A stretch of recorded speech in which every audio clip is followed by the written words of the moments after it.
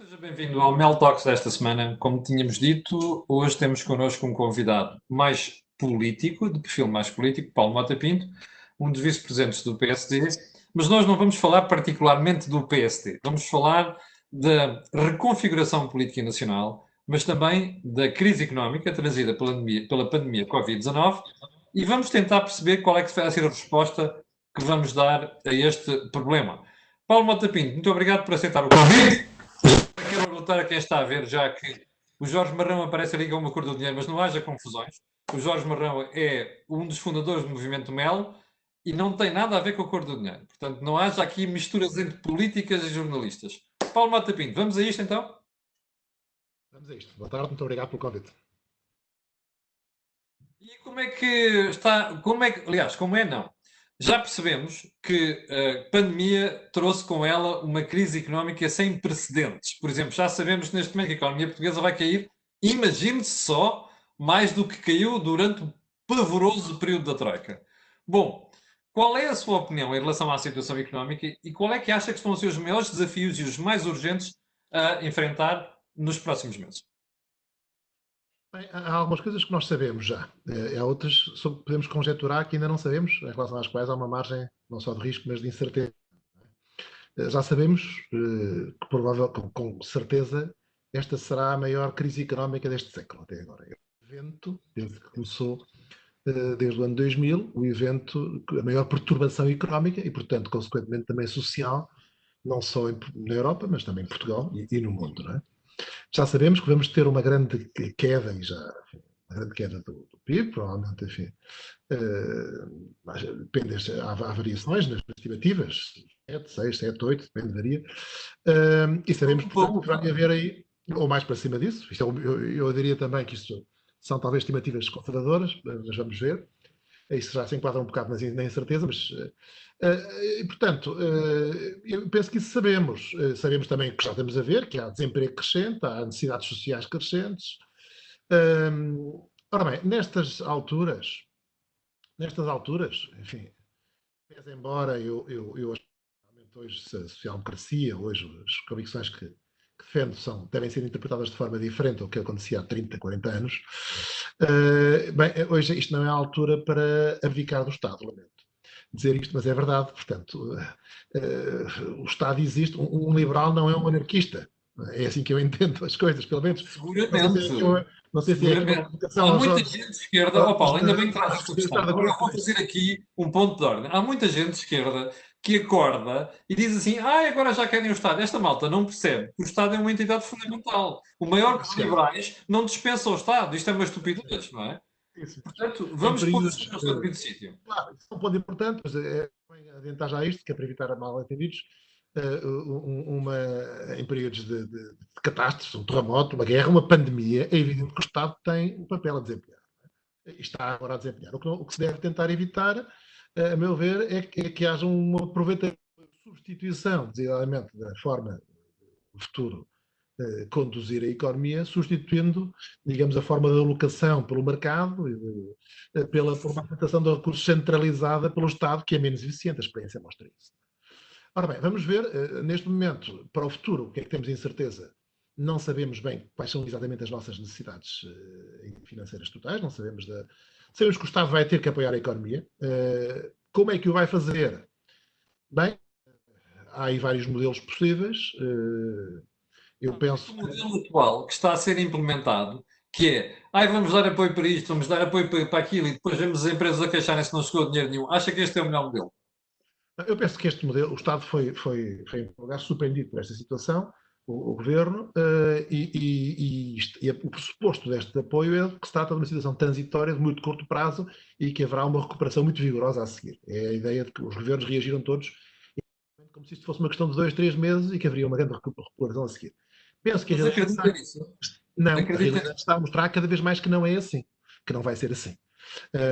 E, portanto, vai ser preciso encontrar outros mecanismos de, a longo prazo, voltar que contribuam para que a crise seja mais em V ou mais no mais fechado e não a tal curva Nike ou em L, digamos assim.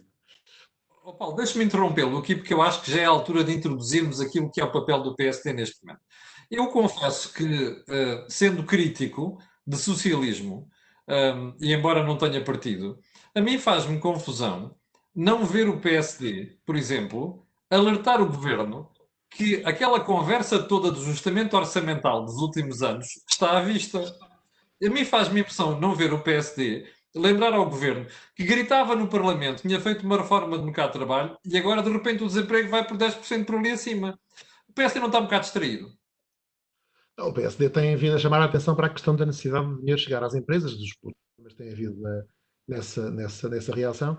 Agora, penso que não é propriamente a ocasião para fazer um aproveitamento político, sobretudo de circunstâncias passadas. Nós dissemos, lembro-me de ter dito logo no início da crise, aliás, num evento em que participei a convite do Mel, que está à vista que nós tínhamos grandes fragilidades que não tinham sido remendadas, não tinham sido curadas. Por exemplo, o facto que nós viemos a dizer tínhamos dito isso muitas vezes, o nosso crescimento estava assente em pés de barra, eram os setores mais vulneráveis, de menor valor acrescentado, turismo, hotelaria, logo aqueles que ao primeiro abanão caem e têm mais dificuldade em se repor. Portanto, e outras questões também, isso é algo que vai ser visível. Penso que agora estarmos aqui a querer aproveitar este momento, quando ainda estamos a tentar sair da pandemia, para isso. Por outro lado, há coisas que falam por si, as pessoas veem, não é preciso andar a gritar. Até quanto mais se grita, muitas vezes menos as pessoas notam isso, porque acham que é uma tentativa de aproveitamento partidário, sabe?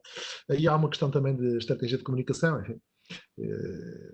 Mas isso não é, digamos assim, uma demissão da função de ser opositor? Não, não é. O PSD tem dito muitas coisas em oposição. Tem dito, por exemplo, Mas ainda ontem eu vi o presidente do meu partido queixar-se ou dizer, até a dizer que nestas questões dos ajustes diretos era preciso uma investigação, também da questão, alertou várias vezes para o problema do tempo que o dinheiro estava a demorar para chegar às empresas, questões e outros pontos. Portanto, acho que isso vai agora cada vez mais acentuar. Nós já, aliás, anunciámos que vamos também propor um pacote de medidas pela positiva, não só pela negativa, não é? Estamos a estudar isso. Mas então explique-me só porque é que o PSD não sobe nas sondagens, até vemos o Partido Socialista a distanciar-se do PSD. Se ele só fosse mais eu acho, olha, por acaso, esse último estudo da opinião que saiu aí, que era, aliás, tinha aliás, um âmbito limitado, eu não lhe dou muita importância, porque, por um lado, porque não sei se reparou, se é preciso fazer uma leitura um pouco mais fina, há uma subida grande da aprovação da gestão, quer do governo, quer da oposição. Portanto, o que acontece é que não há uma transferência de votos, mas é normal nos países da Europa, e é uma tendência natural, em grandes momentos de crise, o eleitorado une-se à volta do poder, une-se à volta do governo. Aliás, isso aconteceu em todos os países. Se o PSD tivesse criticado pela negativa, tivesse vociferado, etc., além disso não ser o que corresponde ao interesse nacional, isso é fundamental, o que tinha acontecido é que provavelmente a taxa de aprovação do PSD ainda seria menor. Portanto, não creio que neste momento. E sabe, também deixe-me dizer uma coisa. A minha grande preocupação, devo dizer-lhe, não é o número das sondagens, não é uma preocupação eleitoral. Não vai haver eleições para o mês que vem, daqui a 2 meses. Eu sei que isso pode ser um tema que interessa muito os jornalistas e interessa muito. Mas não me parece que isso seja agora a prioridade. Não é? E acho que os portugueses devem estar preocupados com isso. Jorge Marrão, queres pegar aqui? Bom, antes de mais, queria agradecer ao Paulo Mota Pinto estar aqui connosco neste Mel Talks. O Camilo puxou pela sua veia jornalística que foi... Obviamente. O que era difícil, é sempre difícil controlar um jornalista e mais difícil o Camilo. Mas não é difícil, Jorge, não é difícil. Eu sei que há alguns que são controladas. Eu estava a ter uma conversa mais... talvez um bocadinho mais estrutural, também para captar um pouco o seu pensamento. Há pouco utilizou a expressão, e que eu acho que valeria a pena nós aqui debatermos, é o que é que vai acontecer à social-democracia na Europa?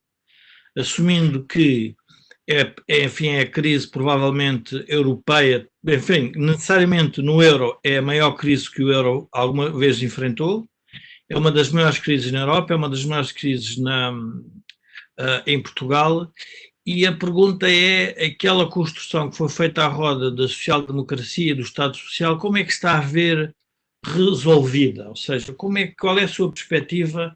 Porque isso é um tema que, no fundo, eu diria a esquerda mais radical no fundo está a omitir, mas que para quem é do centro da social-democracia, da democracia cristã, que fundou a Europa, e agora, enfim, adicionada pelos liberais, como é que está a ver a resolução no fundo, deste imbróglio com que nós estamos todos aqui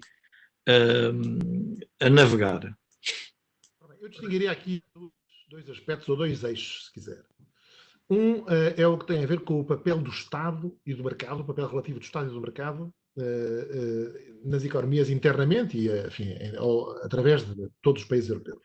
Outro, que é uma questão específica europeia, que tem a ver com a situação atual da integração europeia, é o relacionamento entre diversas economias, diversos Estados e a questão da solidariedade europeia, que tem sido posta à prova, como todos temos visto, portanto, que é um problema que não é só um problema, é mais um problema de relacionamento entre Estados e entre preferências dos diversos eleitores, digamos assim. Digamos aí, o grande eixo é norte-sul, digamos assim. E há aí, começando por este, há aí questões que preocupam bastante. Se nós lemos os jornais alemães, por exemplo, nós vemos, e franceses, nós vemos, por exemplo, que a clivagem entre a França e a Alemanha, sobretudo nas zonas de fronteira, tem aumentado. E a clivagem também económica. Os jornais alemães salientam que a França vai ser um dos países que vai ter uma maior recessão. Os prognósticos, digamos, as previsões mostram isso, não é? Por outro lado, também vemos que nestes momentos de crise é mais difícil apelar à solidariedade, ou melhor, é mais necessário por um lado, mas é mais difícil convencer os governos dos países do Norte. Pode haver alguma regressão nesse sentido. E nós, enfim, ainda anteontem vimos também uma evolução preocupante nesse sentido. É uma coisa que vinha de trás, não tem a ver com esta crise, mas refiro-me àquela decisão do Tribunal Federal Alemão, que no fundo abre uma nova frente, uma frente que já estava lá latente, que é uma espécie de nacionalismo jurídico, que no fundo representa uma violação do primado do direito europeu. Eu não quero entrar numa... Posso interrompê-lo só aí para fazer uma pergunta? É uma formação profissional. Mas pronto, para já estaríamos aqui no eixo europeu. Depois, outra questão, mais ligada à social-democracia, é a questão do papel relativo do Estado e do mercado. Já lá iríamos a seguir, se quiser. Deixa-me só colocar uma questão em relação ao Tribunal Constitucional Alemão. Eu também acho, há muitos anos, desde que passei pelos bancos da faculdade, que existe uma coisa chamada primado do direito comunitário, neste caso da União, sobre o dos Estados. Ora bem, então, mas porquê que Portugal não disse isso quando, durante o período da Troika, nós queríamos cortar a defesa de acordo com o que estava escrito aos tratados constitucionais, e o Tribunal Constitucional Português dizia que não se podia cortar despesas. Camilo, bem, agora iríamos entrar numa discussão jurídica, não é? Mas Gostava que os espectadores percebessem isso. Sim, mas deixa-me só dizer que é duvidoso que as decisões do Tribunal Constitucional Europeu, do Tribunal Constitucional Português na Troika, tenham afrontado o primado do direito europeu. Deixe-me dizer isto com toda a franqueza. Não é duvidoso. O que havia era decisões políticas e metas, e Portugal comprometia-se a lá chegar, e aliás o discurso do Tribunal Constitucional é que, e eu sou crítico das decisões, aliás já escrevi, colaborei num livro sobre isso, até, sou crítico de alguma das decisões, não tem preciso ser uma decisão. Mas pronto, isso é um ponto, não é? O outro aqui é o seguinte, em relação a este caso atual, aqui o que está em causa é mais grave do que isso. É uma contrariedade direta. O Tribunal Constitucional Federal Alemão disse que o Tribunal de Justiça da União Europeia atuou ultra vires, cedeu as suas competências porque não contornou, preferiu uma decisão sem como dizia o BCE. Ora, é claro que não é um tribunal constitucional interno, qualquer tribunal interno, que tem competência para controlar os tribunais europeus. Admite-se que seja assim, na própria Constituição Portuguesa diz que é assim, quando estão em causa princípios fundamentais, o Estado de Direito, da democraticidade. E eles tentam reconduzir isto à democracia. Dizem que, no fundo, não há controle sobre aquele tipo de política. Se a política monetária é também política económica, se o Banco Central Europeu está a fazer política económica e não só política monetária, baseando-se nessa distinção, então não há controle democrático. A ideia deles é que é preciso controle sobre a política económica. Mas essa distinção é uma distinção fluida. E quem é que guarda o guardião? Quem é que tem a competência da competência? Quem é que compete definir a fronteira entre política económica e monetária quando é praticada pelo Banco Central Europeu? É o Tribunal Constitucional interno de cada país? Estamos mal, então. Então a Polónia vai dizer o mesmo das coisas que eles dizem. Que eles não mas querem ver.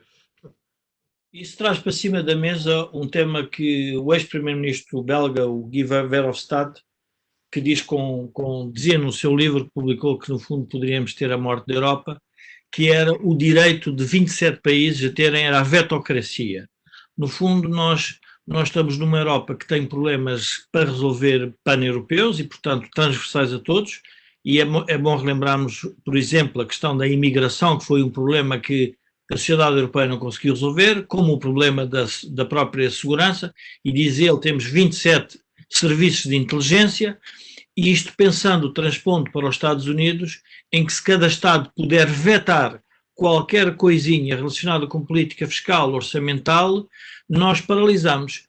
Também, quer dizer, se pusermos do ponto de vista alemão, o que sempre é difícil, que é eles sentirem que a própria decisão do BCE estava a ultrapassar, no fundo, o quadro do tratado que a Alemanha tinha celebrado na Europa. Ou seja, também há aqui um aspecto que é, portanto, ou seja, é quase que há uma pressão política para a decisão dentro da Alemanha. Eu acho que isto até tem mais, pode ter efeitos significativos na própria Alemanha. Gostava de ouvir sobre isso.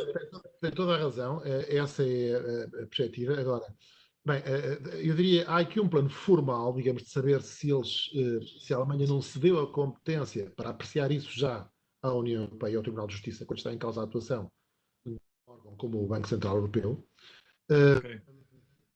Pronto, só não é assim, como digo, as Constituições admite-se uma reserva quando estão em causa direitos, os princípios do Estado de Direito. O desrespeito por direitos fundamentais, a democraticidade em geral. Bem, são conceitos indeterminados, eles baseiam-se aí, está a ver? Depois a questão de fundo sobre a tal vetocracia, a meu ver, é que realmente, enfim, os recursos, a titularidade e o direito de disposição dos recursos está em grande medida ainda sobre nos Estados. Os recursos que dispõe a União Europeia são abertos a conta-gotas em cada cimeira, porque não há um orçamento europeu suficientemente amplo. Isso é que era preciso mudar, não é? Portanto, realmente, se nós compararmos com o estado de integração dos Estados Unidos, os Estados Unidos têm um estado de integração muito mais avançado. Embora não acha que é isso que o Tribunal Alemão está a querer dizer? Não acha que é isso que o Tribunal Alemão está a querer dizer? Que é assim, isto não é democrático, assim. Portanto, é melhor vocês arranjarem um substrato jurídico para isto tudo. Há uma crítica implícita a isso. Agora, eu acho que, enfim, esta decisão é uma decisão bastante negativa pelo que leva, não tanto porque na prática seja difícil de ultrapassar, acho que o BCE vai conseguir facilmente, se tiver vontade de o fazer. Não nos resolverá o problema com a legislação do governo.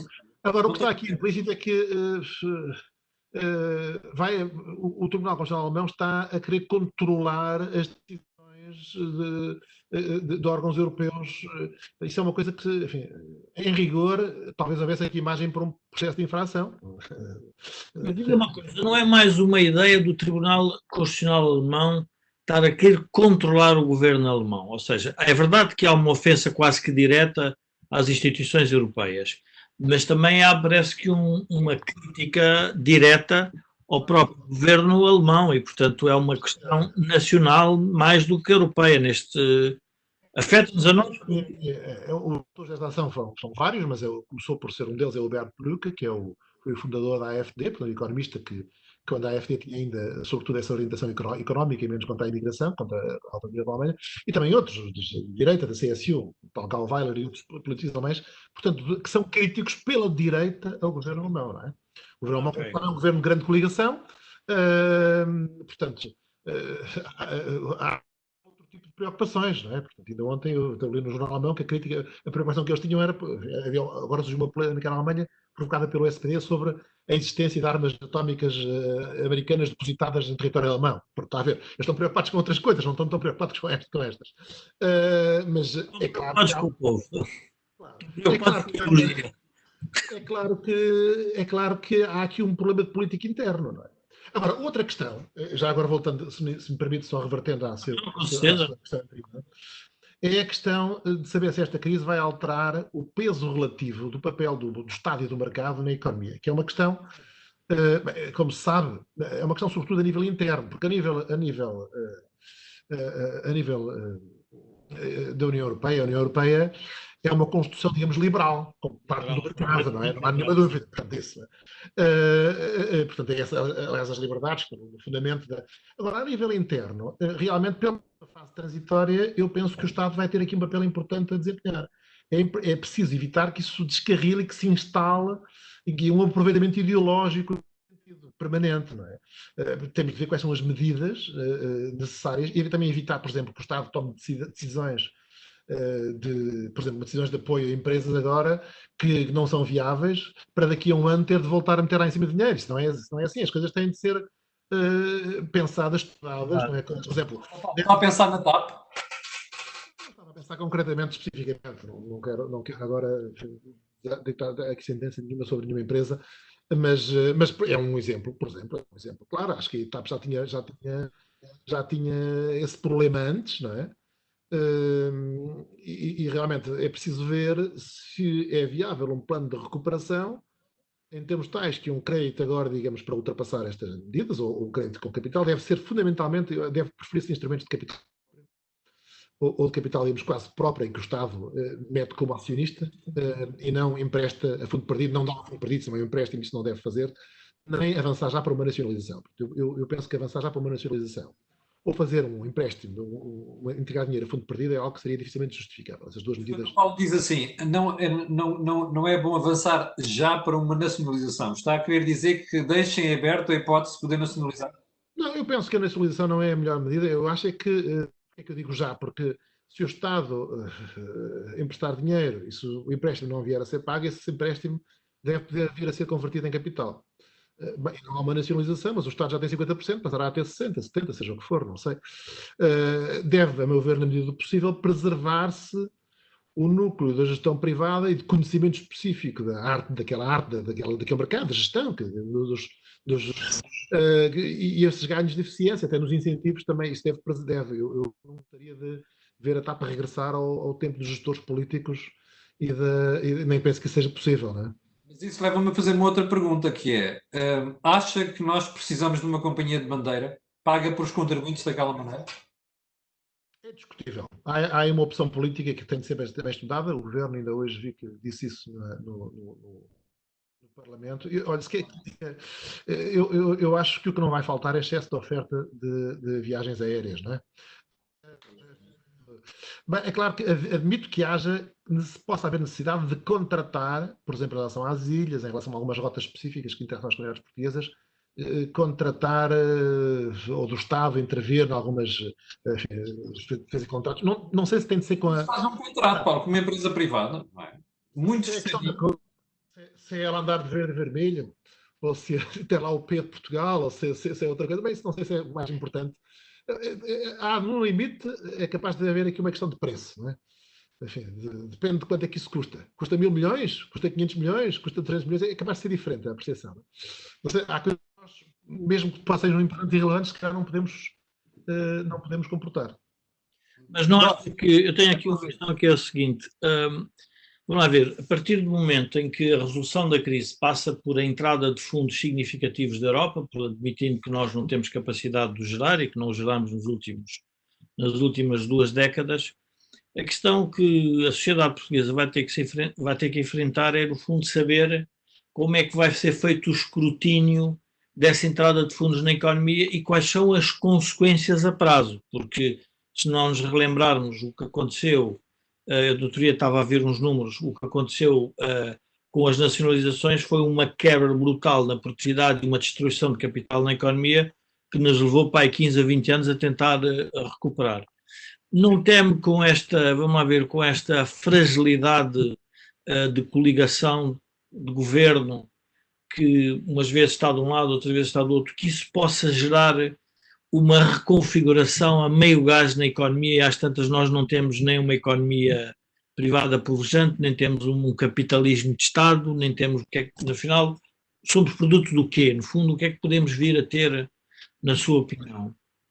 Não duvido que há vontade de alguns setores e que estão, não digo no governo, mas a apoiar o governo, estão nesta solução governativa, nesse sentido. Portanto, há setores políticos que querem isso, não duvido disso, e já têm dado mostras, aliás. Se quer que lhe diga, até agora não me parece que o governo tenha mostrado ou tenha revelado uma tendência preocupante nesse sentido. Portanto, não me parece que seja neste momento. Agora, é um receio, sim, é um receio a prazo. Eu acho que talvez pudéssemos acordar, e acho que era um ponto, em alguns princípios para estas ajudas. Por exemplo, a meu ver, deve manter-se quando possível, como já disse, a gestão privada. Não é?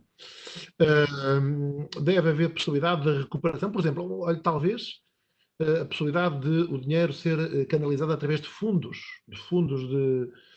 ou fundos de fundos, por exemplo. Não é capital de risco, mas podia ser uma coisa desse tipo, talvez, dirigidos a este tipo que permitem distinguir, portanto, a solução e a configuração que resulta daquela que aconteceu. Realmente as pessoas fugiram muito, ou foram afastados, foram expropriados, não, é? Não tinham nenhum papel e de um dia para o outro, quem não sabia estava lá e de acordo com outros incentivos, e a prazo viu-se, eu concordo com o diagnóstico de destruição de valor, não só a curto prazo, mas também a médio prazo. Aquelas empresas, muitas empresas perderam valor por isso. Portanto, acho que há alguns princípios, devia acordar-se num conjunto de princípios para evitar tanto quanto possível essa destruição de valor. Eu disse aqui alguns, mas não sei se o governo vai por aí. Vi hoje que o CDS propôs uma comissão de acompanhamento para a crise, isso é mais uma questão política. É preciso, talvez seja importante o governo revelar qual é o modelo digamos, de apoio à economia que quer a médio prazo. Não é com certeza destes fundos que disponibilizou, que não nem estão a chegar através de... Isto não chega. Mas a reconfiguração política, ou seja, cada vez que há uma crise económica, o que nós assistimos em geral é uma reconfiguração do espaço político. Eu sempre, de alguma forma, enfim, jocosa, digo que quem criou a geringonça foi o ex-primeiro-ministro Passos Coelho, porque era uma coisa que não era possível. E depois, o que é que esta crise económica pode vir a trazer dentro da crise económica e, obviamente, financeira do Estado, neste momento? O que é que pode vir a trazer em termos da reconfiguração política, na sua opinião? Porque é preciso uma alternativa e é preciso pensar o que é que vem a seguir, porque as pessoas, obviamente, presume-se que vão ficar lesadas com tudo isto e vão se revoltar contra alguém, não é? Há uma certa dose de incerteza. Aliás, agora deixe que lhe diga, também não acho que o seu diagnóstico é um bocado excessivo quanto a imputar a questão da geringonça. O que eu creio é que uniram-se à volta apesar nesse sentido. É nesse sentido. Talvez tenha sido um efeito indireto. Um indireto, um efeito indireto, exato. Talvez, enfim, não desejado, um efeito indesejado. Agora, há um certo grau de incerteza. Nós não sabemos qual é a profundidade da crise. Não sabemos em que medida é que vai ser necessário haver, por exemplo, uma convergência em certas políticas entre o PSD e o PS. Portanto, se for muito profundo em situações de verdadeiro estado de necessidade, isso pode ser necessário. Não estou a falar de soluções de governo, estou a falar de convergência. Se o governo ceder à sua base de apoio à esquerda, como a meu ver é um risco sério que aconteça, bem, eu penso que a prazo isso não augura nada de bom para o país nem para esta solução governativa. Porque acho que a crise vai aprofundar. Aquilo que o Camilo estava a dizer há pouco vai tornar-se mais notório, que é a nossa fragilidade de partida, que não estavam corrigidas, não é? Vão aumentar também as tensões com a União Europeia, evidentemente, mas isso logo se verá, porque é outro problema externo. Portanto, eu não penso que nós possamos agora dizer. Outro risco, por exemplo, é o de haver um aumento dos populismos, quer à esquerda, quer à direita. Agora temos também a alternativa à direita e estamos a ver uma tentativa de exploração acentuada desses populismos à direita. Ainda hoje tive a ocasião de pedir-me um comentário sobre esta proposta do André Ventura de confinar as comunidades ciganas. Eu tive de comentar que realmente parece que... Não acha que isto é um erro grave, porque vai centrar o debate sobre as questões do racismo numa altura em que o país não tem um problema de racismo, mas tem outros problemas graves para tratar? Por isso é que o PSD não respondeu mais, só, digamos, eu fiz um pequeno comentário, mas felizmente nem teve grande... Eu disse a minha opinião, que não podia deixar de perguntar-me, mas eu acho que o PSD não deve... O que disse foi que não deve realmente amplificar isso. como o Camilo sabe, grande parte da manipulação do espaço público faz pela amplificação ou pela desamplificação, pela diminuição das notícias. A esquerda nunca pensou é que podia haver uma direita mais radical em Portugal e, portanto, agora vamos ter dentro do espaço mediático esta luta permanente. Eu recordo-me que no primeiro ano do MEL nós éramos considerados, enfim, éramos considerados uns de extrema-direita, quer dizer, foi o que foi criado e, portanto, há sempre esse.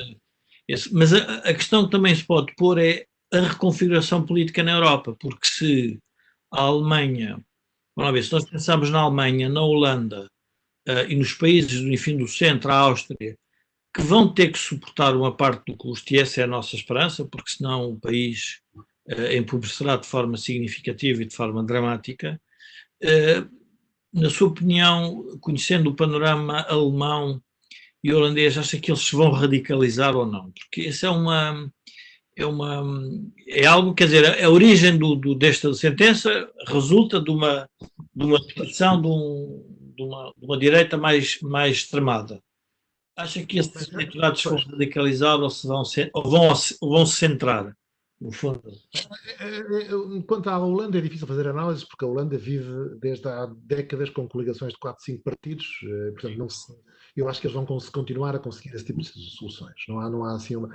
Na Alemanha, que é o que é mais determinante e mais importante, tudo depende da capacidade da CDU e da senhora Merkel de, à direita, resistir a investidas. Isso vai depender muito também dos efeitos económicos internos, da solidariedade também dos seus sócios da CSU, que são mais ligados a essa área.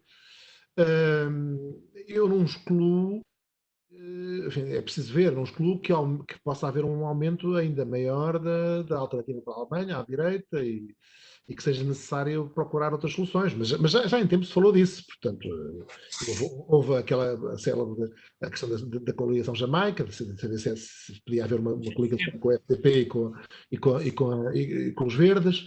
Portanto, eu acho que estamos no domínio da incerteza aí. Não sabemos quanto é que a CDU, como é que a CDU vai aguentar à direita, portanto, depende um bocado da dor causada, digamos assim, pela crise económica que vem. Há países onde a evolução é mais positiva. Por exemplo, eu penso que, apesar da tragédia humana terrível que atacou o país, na Itália, a emergência ao centro do papel do primeiro-ministro, quando ele não tem uma função política, mas mostrou, enfim, a ver uma evolução mais positiva. Vamos ver o que acontece em França. Estou preocupado com a evolução em França, porque é um país essencial, digamos, se há um eixo essencial na Europa, é a ligação à França-Alemanha. Fico preocupado com tudo o que seja o enfraquecimento disso. Por exemplo, há notícias com o fecho das fronteiras, ou protestos na Alsácia, dificuldades dos cidadãos franceses em aceder à Alemanha, coisas desse tipo, não é? E ao contrário também. Há uma tendência, penso que pode haver uma tendência para uma divergência ainda maior das duas economias, não é? Vamos ver. Há aí um grau de incerteza. Não sei como é que. Mas estou particularmente preocupado com a evolução em França. Enfim, não é algo ainda visível, porque estão sob confinamento, mas se realmente a crise vier a atingi-los dessa forma tão mais forte do que os outros países, parece-me que é também negativo para a evolução europeia. Depois há outro problema, que é o problema da relação entre Estados, a solidariedade norte-sul, não é? Que não é, portanto, que não é um problema de agora, é um problema que já vinha de trás, e nós esta crise... Não acha que os governos do Sul estão basicamente a quererem, quando enfim lançaram, pelo menos na opinião pública, o debate dos eurobonds, não quiseram lançar o debate que seria o dinheiro que teria que ser trazido para Portugal, ou para a Espanha, ou para a Itália, com condicionalidades, ou seja, não será uma forma de estarem outra vez a querer esconder a realidade com que vamos ter que nos defrontar, porque esse é o... Eu vou fazer a pergunta mais jornalista, que é aquilo que já está aí a dizer, que é assim, não acha que a esquerda em Portugal, quem está no poder, tem medo de ficar associado ao novo resgate?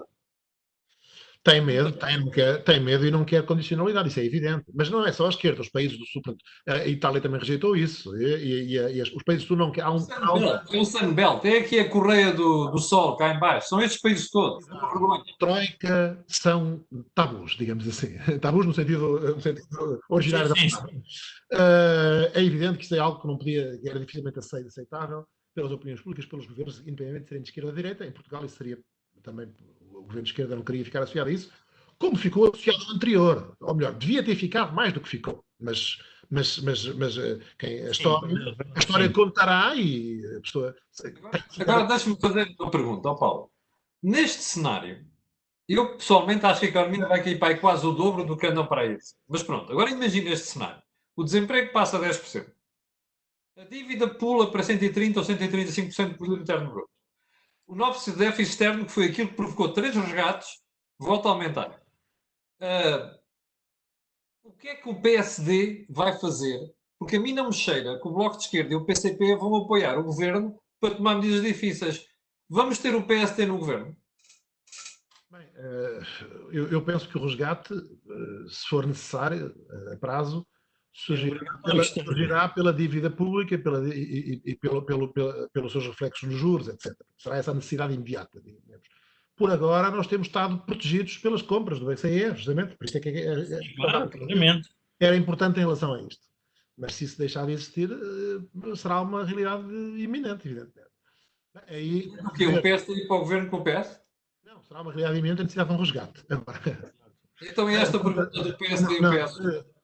Bem, eu acho que isso, sinceramente, a questão de uma solução coletiva que envolva o PSD e o PS só se porá em estado de necessidade. Em situações extremas, não é?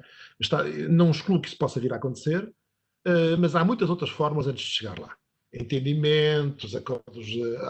Acho que não sei se isso deve ser a primeira. Sim, há muitas outras formas de lá chegar. Não era melhor o PSD dizer já não vamos para o governo?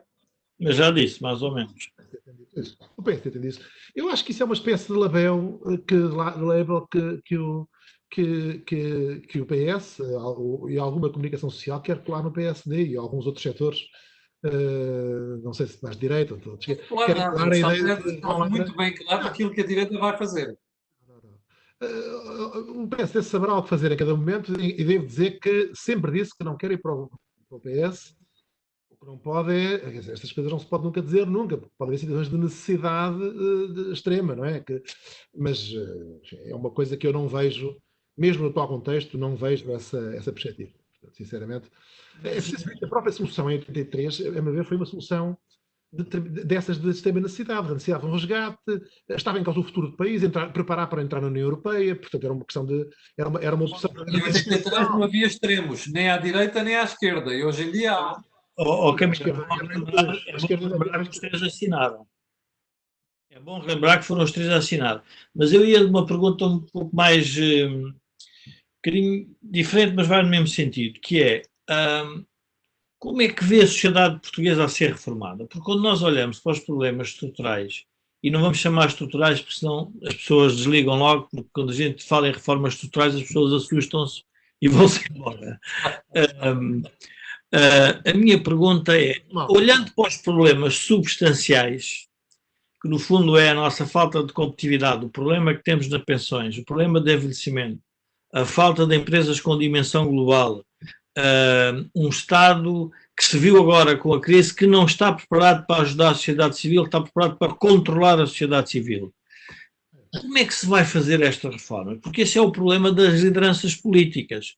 E, no fundo, nós, quando fizemos o MEL, foi também para alertar os setores mais reformistas da sociedade, obviamente, no centro-direita, que era preciso ter ímpeto reformista. Caso contrário, o país já tem 20 anos sem crescimento, não é? Portanto, já não precisamos de mais histórias que venham do lado da esquerda, porque já aprendemos o que é que isto significa, não é? Um partido-Estado e, portanto, uma grande relação. Como é que vê, do ponto de vista político, o que é que poderia fazer mudar radicalmente a situação?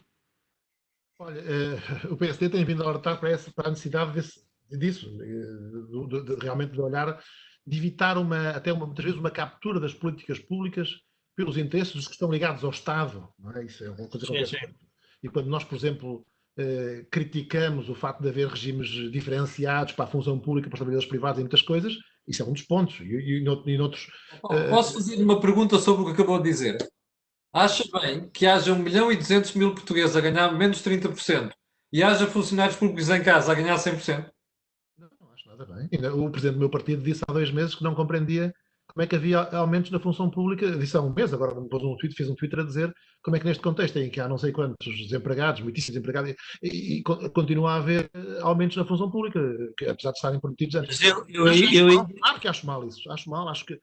E devo dizer que acho que os portugueses não compreendem isso, porque apesar do Estado ter um papel importante, a grande maioria dos trabalhadores da população tem a sua vida que não está diretamente, infelizmente, não está diretamente ligada ao Estado para a sua subsistência. Portanto, não compreende isso.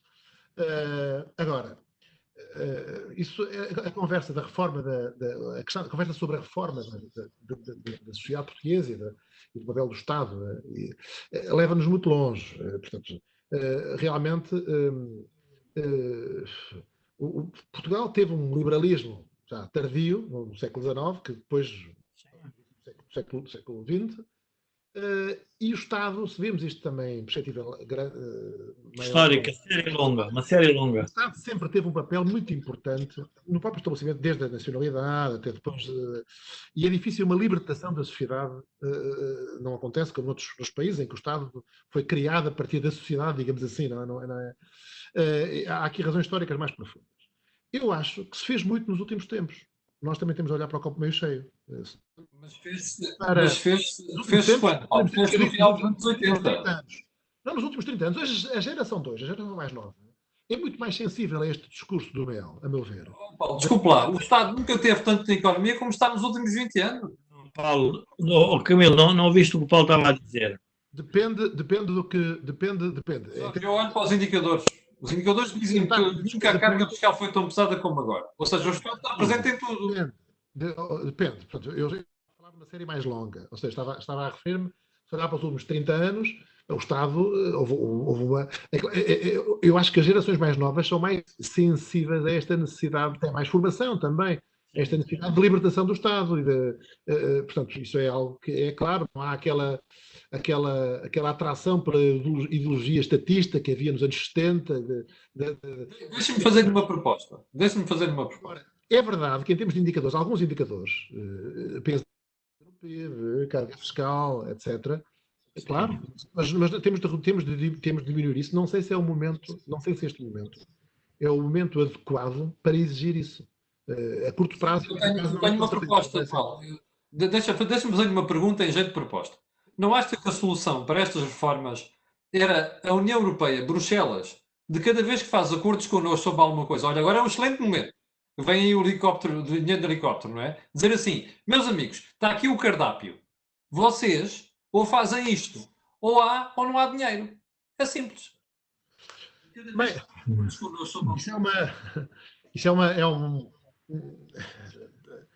como dissemos há pouco, a União Europeia é uma construção de base liberal. Há limites para...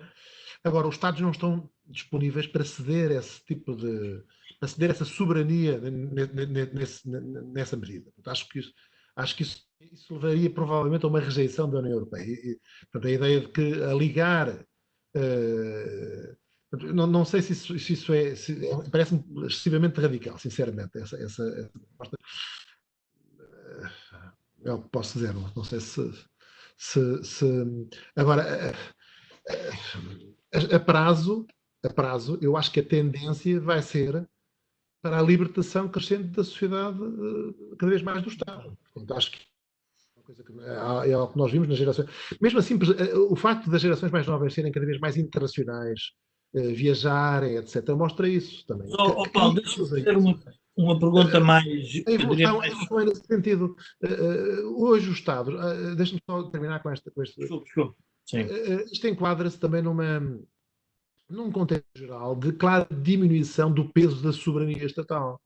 Hoje eu posso estar a viver em França ou em Inglaterra e estar a ver as notícias cá todos os dias, e estarem todos os dias em casa da minha família, dos meus pais, etc. Mas as pessoas têm mais mobilidade, para eles estarem fora não é a mesma coisa, e portanto o Estado tem menos controle sobre isso. Não é? E, portanto, a tendência, não duvido, vai ser cada vez mais no sentido dessa liberdade, se quiser. Isto não quer dizer que não tenha uma reforma da economia. A minha pergunta vai no sentido da reforma mais do sistema político e da classe política. Nós, no MEL, uma das coisas que sempre defendemos é a ideia que há que valorizar a função política, porque não se faz política sem políticos. E, no fundo, os nacionalistas ou da extrema esquerda muitas vezes vêm com uma ideia peregrina que é possível fazer política sem políticos, ou então tem que ter um pedigree de tal ordem que nós nos encontramos.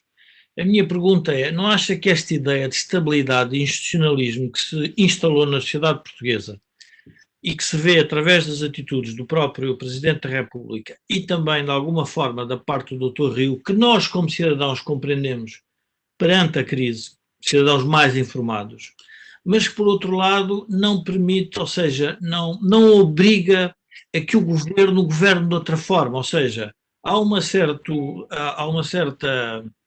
eu diria, quase impasse institucional, respeito institucional, sabendo que a dimensão da crise realmente é única e, portanto, é insólita, ninguém estava à espera dela, mas não acha que isto é um problema para o próprio sistema político, não haver pessoas que, de alguma forma, com alguma frontalidade, digam que o rei vai nu, quer dizer, porque esse vai ser porque, caso contrário, é uma pergunta, quer dizer, no sentido de dizer, é difícil encontrarmos uns agentes de mudança na sociedade se eles próprios sentem que têm essa dificuldade de não afrontar o eleitorado, ou seja, uma ideia que estamos dominados pelos eleitorados e que a política está dominada pelo eleitorado. Eu acho que é um dos fatores positivos do nosso sistema partidário, tem sido a sua estabilidade. Quero dizer isto. Portanto, era o que mais faltava, acrescentarmos agora ao que tivemos uma dissolução do espectro partidário, como aconteceu na Grécia, ou como aconteceu na Itália, ou até aconteceu em parte em Espanha.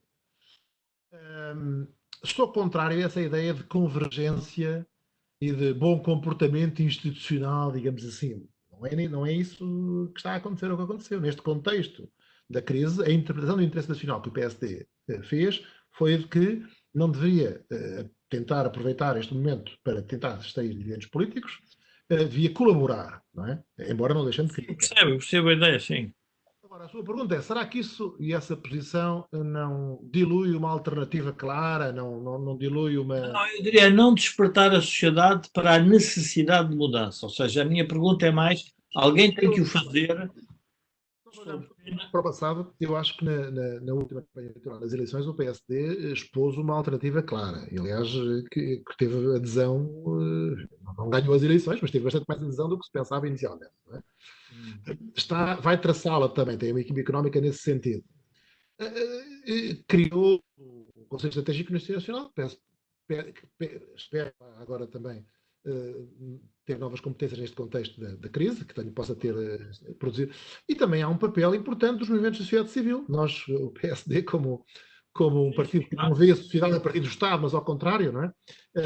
Procura apoiar-se e procurar os setores mais dinâmicos na sociedade, acha que há um papel muito importante para movimentos como o MEL e outros movimentos da sociedade civil. Portanto, nesse sentido também. Um partido de poder como o PSD não pode ser um partido que anda constantemente com mensagens radicais, digamos assim, para alertar e para despertar a opinião pública. Tem de despertar em relação a pontos sérios do governo, em que é uma alternativa, em que tem uma solução, etc. Há aqui algum constrangimento. Não deve confundir-se isso com respeitinho, com convergência institucional. Não é? Outra coisa é a convergência com a República. Isso não quero comentar muito. O Presidente da República tem procurado também, enfim, no nosso sistema, por um lado, assegurar a estabilidade, não é? Mas nós já nos esquecemos, no início desta crise, o Presidente da República fez uma das afirmações sobre o governo mais duras que eu já vi alguma vez um Presidente da República fazer sobre o governo. Disse que este governo, poucos meses depois de tomar posse, parecia um governo que já tinha 4 anos. Que era um governo que tinha poucos meses de mandato e parecia um governo velho, já esgotado. Disse isso em fevereiro, não sei se lembram. Aliás, pedimos muito sobre o relacionamento entre o Presidente da República e o Primeiro-Ministro nestas opções que foram tomadas. Não quero estar aqui Portanto, não me parece que haja aí não há Paulo, há tanta razão. Há tanta razão para o Presidente da República abrir a boca e criticar o governo que eu acho que ele anda muito distraído. Só pode ser. Ou então são as eleições. Porque não me parece que o Presidente da República seja nada crítico do governo. De vez em quando manda umas bocas assim muito por alto e por aí adiante. E não está a fazer o papel que devia fazer. Mas isso é a minha opinião pessoal. Bom, Jorge, eu compreendo. Até pela sua posição no PSD, eu compreendo. Eu não posso é já dar a minha opinião. Jorge, nós estamos aqui com alguns problemas de tráfego. Estou com o receio que a emissão caia. Não sei se tens ainda mais alguma questão a colocar. Não, a única questão que eu tinha a colocar tinha a ver com esta ideia da reconfiguração política e económica, já falámos. Mas uma das questões que poderia ser interessante ainda para finalizar era saber, do ponto de vista de políticas económicas, que, enfim, abstraindo do que o governo está a fazer, porque isso obviamente está sob a pressão da crise e, portanto, irá fazer aquilo que, no fundo, até a Europa vai mais ou menos dando indicações e com diretivas, mas que políticas económicas é que acha que neste momento deveriam ser repensadas até no próprio modelo para a gestão da crise, porque também é um outro, sabendo que as empresas estão a ficar sem tesouraria e que as pessoas estão a ficar, obviamente, com imensas fragilidades. Há algum aspecto que lhe pareça? Olha, eu vou-lhe dar dois ou três pontos. Quanto ao apoio à gestão da crise, eu penso que o governo devia organizar um sistema de apoio às empresas em dificuldade baseado nessa ideia de criar um fundo de fundos ou pôr o dinheiro que tenha o dinheiro, e não através desta ideia de através dos bancos portanto, que isso é uma coisa, um mecanismo que não sei se é o melhor mecanismo. Em segundo lugar, eu penso que há aqui uma orientação genérica que nós podemos também tirar, que é nós temos de assentar a nossa economia em bases mais resilientes, não é? E, portanto, sem dúvida, o turismo é muito importante, a hotelaria, a restauração, mas eu penso que é importante haver uma maior orientação, não quero falar de reindustrialização, mas no sentido de setores com maior valor acrescentado, não é? Ver quais são aqueles clusters, aquelas áreas onde nós temos realmente já vantagens competitivas ou até já setores industriais importantes que possam ser escalados, aumentados e o governo ter aí políticas específicas para esses setores. Acho que isso é um ponto muito importante. Não é? Não penso que a via seja nós transformarmos numa economia de serviços, em cima de serviços desse tipo, de hotelaria, restauração, etc. E a crise tem mostrado que as economias que estavam mais assentes enfim, em setores industriais vão reagir mais rapidamente e melhor. Vai ser o caso da economia alemã. Salvo se são particularmente afetados. Eu li há pouco tempo, por exemplo, em França, a indústria da aviação e a indústria automóvel, que são das mais afetadas, realmente vão ter problemas na retoma, não é? Mas tudo o que é pequenas e médias empresas, estou a pensar agora naquelas empresas industriais alemãs médias que produzem, são competitivas no mercado mundial, nós temos de fomentar a criação e o desenvolvimento de um sentido produtivo desse tipo. Temos alguns clusters, temos de, a meu ver, de incentivar esse tipo. Isto é uma orientação genérica, não sei se me estou a fazer entender. Nós tentámos, em vários momentos da nossa história, fazer coisas desse tipo, procurar clusters de competitividade, não quero agora estar aqui a falar de casos que conhecemos, mas eu seria por aí, a meu ver. Não é através de uma direção central em que o Estado escolhe esta e aquela empresa, cria gigantes com coisa tal, etc. Isso não. Há um outro ponto importante que nós não falámos, agora queria só dizer. Eu acho que também é importante, neste momento, nós precavermos contra a tomada de empresas importantes por capital estrangeiro que tendem a aproveitar isto. Não é? Portanto, eu não sou um grande defensor do nacionalismo económico, não é essa, mas se os outros estão a fazer isso, e acho que há outros que estão a fazer isso, não é? Nós também devemos, a meu ver, ver que medidas, pelo menos nesta fase transitória, nós podemos tomar para evitar esse tipo de efeito, não é? O Camilo parece que saiu, perdeu-se. Está. Largura de banda? Já não, peraí. Camilo? Jorge, o Charles Ortega está a cair. Caiu uma vez, vai voltar a cair de certeza. Estou a receber aqui mensagens devido à densidade de tráfego. A parte final vai correr mal. É, está bem. Então, mas se quiseres então fechar. Eu sugeria que fechássemos isto agora, porque estamos aqui com um grande tráfego de dados e já apareceu aqui a mensagem a dizer que a emissão pode cair. Eu perdi a imagem. Bom, Não, isto, como nós sabemos, trabalhar à distância tem as suas limitações e, obviamente, o tema, ainda mais o tema que o Paulo Mota Pinto estava a tratar é um tema importante, mas preferia terminar agora aqui para não corrermos o risco de ficar com a entrevista a meio. Eu quero agradecer ao Jorge Marrão e ao Paulo Mota Pinto a disponibilidade para esta conversa.